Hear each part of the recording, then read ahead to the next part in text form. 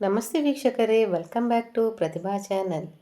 ಇವತ್ತಿನ ನನ್ನ ರೆಸಿಪಿಯಲ್ಲಿ ಆಲೂಗಡ್ಡೆ ಹಾಗೂ ಮೆಂತ್ಯ ಸೊಪ್ಪನ್ನು ಯೂಸ್ ಮಾಡಿಕೊಂಡು ಹೇಗೆ ಪಲ್ಯವನ್ನು ರೆಡಿ ಮಾಡುವುದು ಅಂತ ನೋಡೋಣ ಬನ್ನಿ.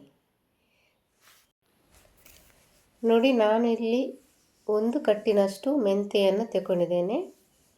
ಇದನ್ನು 4-5 ಸಲ ನಾವು ನೀರಿನಲ್ಲಿ ಚೆನ್ನಾಗಿ ತೊಳಿಬೇಕು.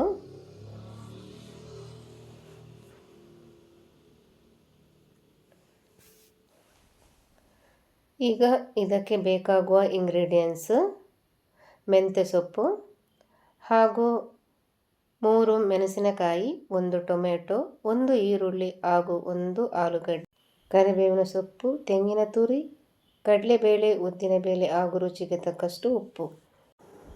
ವೀಕ್ಷಕರೇ, ಬನ್ನಿ ಮಾಡುವ ವಿಧಾನ ನೋಡೋಣ.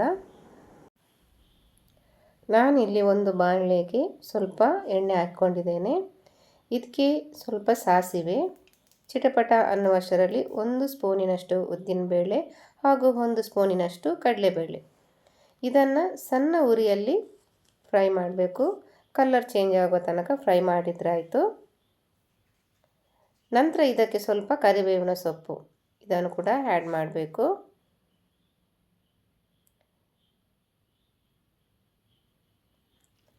ನಂತರ ಕಟ್ ಮಾಡಿಕೊಂಡಂತಹ ಹಸಿಮೆಣಸಿನಕಾಯಿ, ನಾನೊಂದು 3 ಮೆಣಸಿನಕಾಯಿ ತಗೊಂಡಿದ್ದೇನೆ.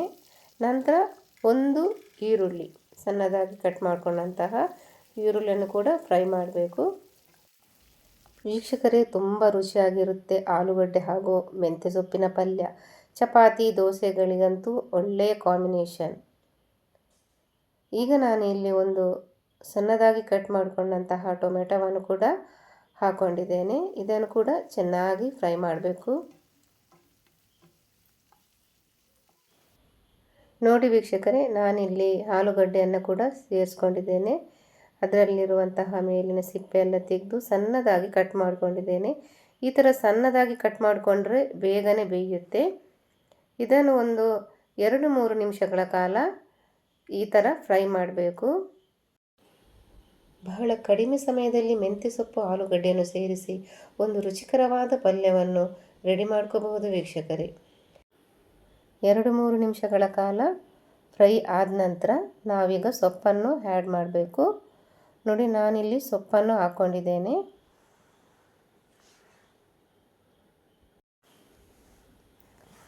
ಸೊಪ್ಪನ್ನು ಹಾಕಿದ ನಂತರ ನಾವು ಇದನ್ನು ನೀಟಾಗಿ ಮಿಕ್ಸ್ ಮಾಡಿಕೊಳ್ಬೇಕು.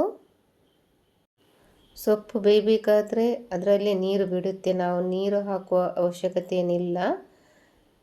ಈಗ ನಾವು ರುಚಿಗೆ ತಕ್ಕಷ್ಟು ಉಪ್ಪನ್ನು ಹಾಕಬೇಕು.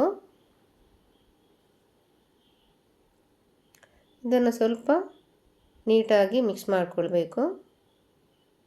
ನಂತರ ಒಂದು 10 ನಿಮಿಷಗಳ ಕಾಲ ಇದನ್ನು ಬೇಯಿಸಿದ್ರೆ ಆಯಿತು.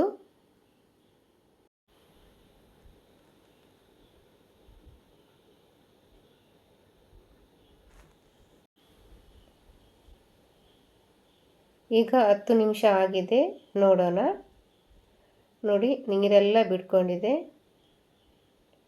ಚೆನ್ನಾಗಿ ಬೆಂದಿದೆ ಕೂಡ ಆಲೂಗಡ್ಡೆ ಹಾಗೂ ಮೆಂತ್ಯ ಸೊಪ್ಪು.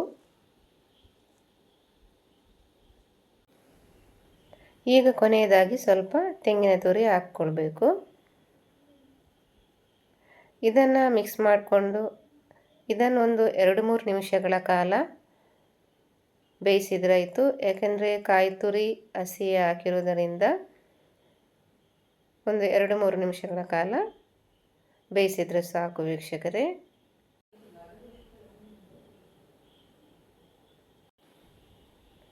ಈಗ 2-3 ನಿಮಿಷ ಆದ ನಂತರ ನೋಡಿ, ಕರೆಕ್ಟಾಗಿ ಬೆಂದಿದೆ. ಈಗ ಮೆಂತ್ಯ ಸೊಪ್ಪಂತೂ ಆರೋಗ್ಯಕ್ಕೆ ತುಂಬಾ ಒಳ್ಳೆಯದು.